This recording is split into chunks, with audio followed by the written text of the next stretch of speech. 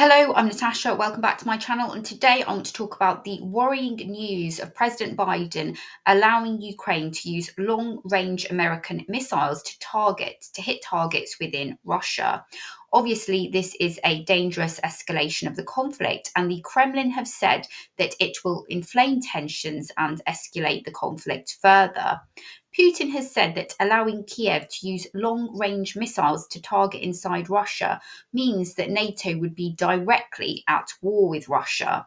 I understand that Army tactical missile systems need to be operated by the US Marine Corps and the US Army.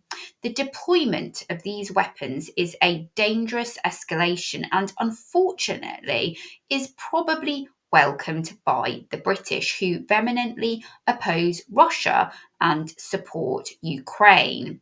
They are probably foaming at the mouth in anticipation of a conflict with Russia, even though Britain's own military pales in comparison to Russia's. See my other video, which goes into more detail on this.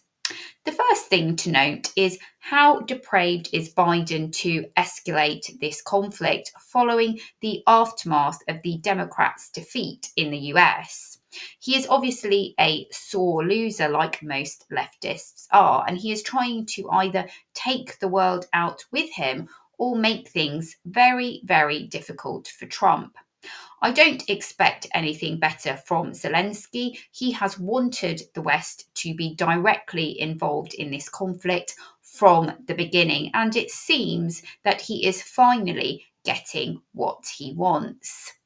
How do I see this developing? Well, hopefully, the Russians will see this for what it is, a depraved act by Biden and not representative of the will of the American people. Hopefully, if the Russians do respond, it will be to target Western military targets and nothing else. And I do hope that Trump is able to de escalate as soon as possible, withdraw US funding for the war, and this will simply force Ukraine to negotiate and will force the rest of Europe to sort out its relationship with Russia. I am praying that this will not lead to nuclear escalation, but if it does, I believe it will be from the Western side and not the Russians.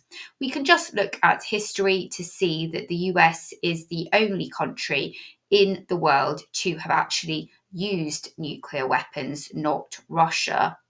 I do also think that there needs to be some sort of amendment to the US Constitution to prevent presidents from starting wars or supervising and instructing the military after they have lost an election and before a new president has been inaugurated.